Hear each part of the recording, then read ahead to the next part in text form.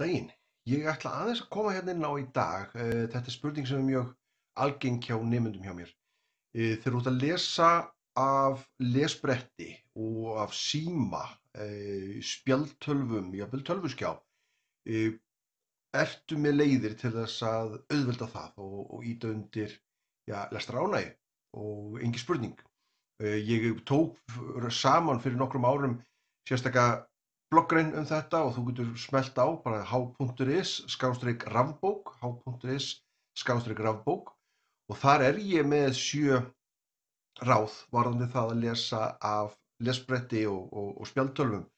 Og ég ætla að taka hérna fyrir í dag því að þetta hefur verið alltaf að fjölga spurningum Storytel lesbrettið og ég hef tekið hérna nokkur vídeo þar sem ég útskýri betur Kindle, því að ég nota sjálfur Kindle mjög mikið. Ég er með Kindle í síma og ég er með rauninni Kindle lesbretti sjálfur, en konan, hún er aðeins hrifnari af íslensku bókunum. Ekki það ég sé ekki hrifinn af íslensku bókunum, ég bara les það mikið að ég les mjög mikið á ensku og þess vegna hentar Kindle mér mjög vel og ég er að fá íslenskt efni þar mjög auðveldlega. En Storytel heldur náttúrulega úti alveg gríðarlega flottu safni af hljóðbókum og síðan eru þeir núna komnir með mikið af rafbókum og eru með mjög flott lesbretti sem að hægt er að kaupa í dag og ég er mjög sáttur við það. Það er margt þarna sem að gæti vel nýst okkur og sjálfum finnst mér skemmtilegra í dag að lesa af lesbretti heldur en bókunum. Ég elska bækur, ég á mikið til af bókum, en lesbrettin auðvelda mér á margan hátt og ég ætla að útskýra af hverju. Hluti af því sem ég bendi alltaf nemendum mínum á er það ekki reyna að herma eftir blaðsíðu í bók þegar þú setur lesbrettið upp og þegar þú ert að lesa af textanum, ekki reyna að vera með smátt letur, þéttan texta, svipað eins og þú væri með í bók sem þú ert að lesa. Ef við tökum sem dæmi hérna, það sem við erum með smærra letur, við erum með lengri línur, settu lesbrettið upp sem hentar þér. Og eitt af því sem að mér finnst mjög þægilegt þegar ég er að lesa af lesbretti er það að venjulega þarf ég lesglerugu þegar ég er að lesa í bókum, en þegar ég er að lesa af lesbretti, þá get ég bara stækka letrið aðeins. Ég á auðvelt með að setja textan upp í dálka og það sem ég mæli með er að fækka orðunum með hverju skjámynd þannig að þú sért að sjá betur hvert orð, þú sért fljótari þannig. Leið við sjáum orðin betur þá erum við að sjá þau hraðar og við erum að meðtaka efnið hraðar og við erum að njóta textans betur.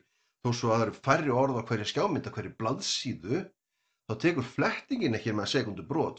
Það tekur enga stund, við erum miklu fljótar að fletta í lesbrettinu heldur en í bókinni og fyrir vikið þá hefur það svo sem ekki áhrif. Þannig að hafa það í huga, við erum enga stund að fletta í gegnum lesbrettið okkar og nýta það, hiklaust að nýta það. Nú, þetta ég í rauninni mæli með því að vera með svona 4 til 6 orð í línu það bil.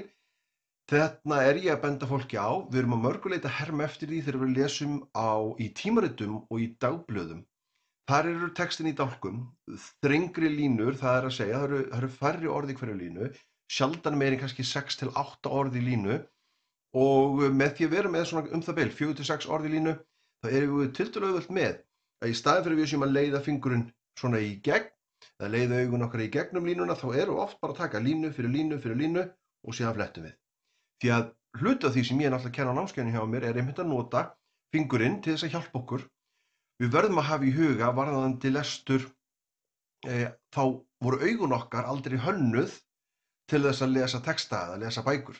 Augun okkar, töluvert eldri uppfinning, ef við horfum í það þannig, heldur bækurnar. Bækurnar er svona frekar ný uppfinning í mannkynssögunni. Augun okkar, þau sækja upplýsingar með því að stökkva umhverfið, nota svokallað örflögt til þess að stökkva umhverfið og þess vegna mæli ég alltaf með að nota fingur, penna, blýant og stjórna hraðanum, stjórna ferðinni, stjórna í rauninni flæðinu í gegnum textan. Og þegar við erum að lesa skjá, þá erum við enga stund fara niður og flettu við, fara niður og svo fletta og erum þannig að fara nokkur hratt í gegnum textan okkar, mjög auðvelt. Nú, annað sem ég bendi á er að setja aðra leturgerð, til dæmis að nota sans serif letur. Ástæða fyrir ég bendi á að nota sans serif letur er að Þegar við lesum af tölvuskjá, spjaldtölvum, lestölvum, í símum, þá er betra að nota sans serifletur. Nánast í allar bækur sem gefnar út nota serifletur, en ef þú skoðar vefsíður, nánast í allar vefsíður sem þú heimsækir, þær nota sans serif sem sitt aðallesletur. Það er einfaldlega búið að sýna sig að í rauninni er það þægilegra þegar við lesum af skjá að nota sans serif letur. Það sem skiptir mestu fyrir þig er að finna þá leturgerð sem að hentar þér, sem þér finnst þægilegt að nota og nota þá leturgerð, og það er tiltölulega auðvelt. Við getum oft bara með því að ýta hérna á skjáinn, þá er valmöguleiki hérna sem stendur bara A. Í mjög mörgum forritum, til þess eins og í iBook og Kindle, það er stórt A og lítið A. Hér í Storytel er bara A, og þegar við smellum á það, þá höfum við valmöguleika til þess að breyta leturgerð. Við höfum valmöguleika það að breyta línubili, og það er hluti af því sem ég ætla að tala um hérna á eftir, mæli með að breyta línubilinu, og síðan getum við stjórnað því hver stórt letrið er. Allt þetta eru bara 3 atriði sem við getum breytt, og það er akkurat þau atriði sem að skipta þig mestu máli til þess að lesa textan betur. Þannig að hafa það í huga, þú getur tiltölulega auðveldlega breytt leturgerðinni, fundið þá leturgerð sem að hentar, og Storytel lesbrettið býður upp á nokkra slíkar, og svona bara sem dæmi, ef að það hjálpar einhverjum, að þá sú leturgerð sem að ég nota er Merriweather, og mér hefur fundist Merriweather Sans sem að mér finnst mjög þægileg, og í rauninni ef að það stendur sans sem hluti af leturgerðinni, þá er það öruggt að það sans serif letur. Þetta er eins og Arial og þetta er eins og Helvetica, en ef það er sans í nafninu á leturgerðinni, þá er þetta sans serif letur. Og það er alltaf þægilegra fyrir augun okkar að grípa textan þannig. Við erum fljótari að fara í gegn.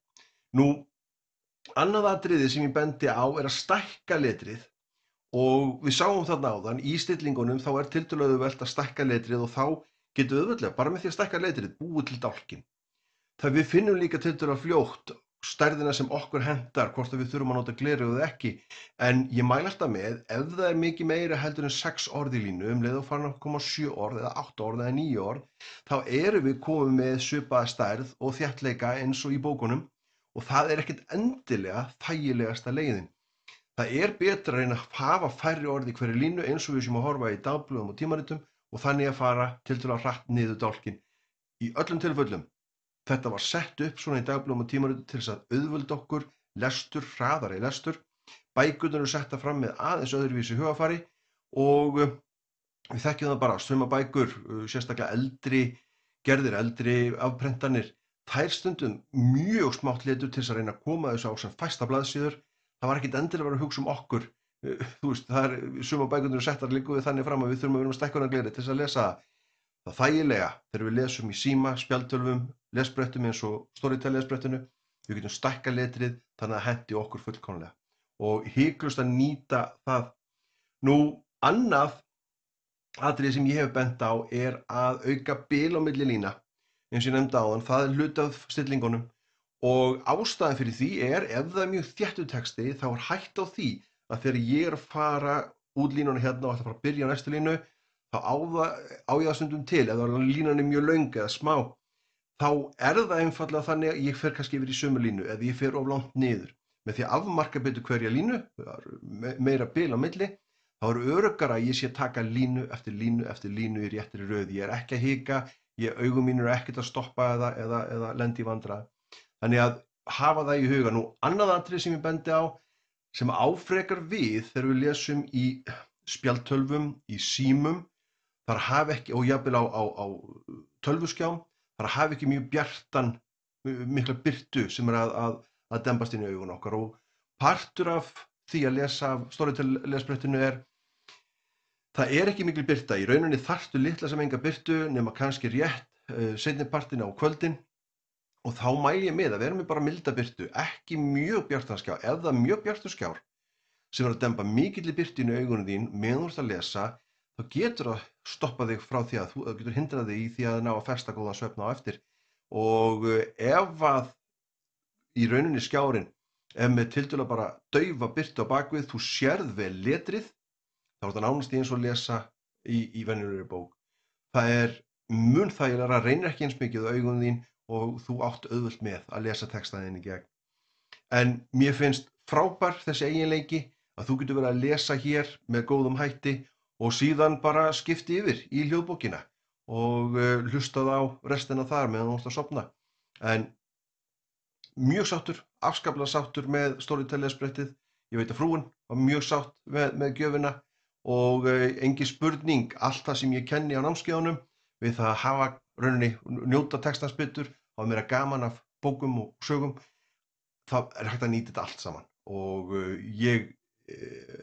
þó að ég haldi mig aðeins við Kindle-lesbrettið, ég les það mikið á því, að þá engin spurning að Storytel-lesbrettið er vel þess virði. En ég ætla að láta þetta duga, ég ætla að vona að þetta hafi verið áhugavert, en eins og ég segi, það er hægt að kíkja inn á blogggreinina h.is/rafbók. Þar eru allir punktarnir, allir mólarnir og vonandi var þetta að hjálpa einhverjum.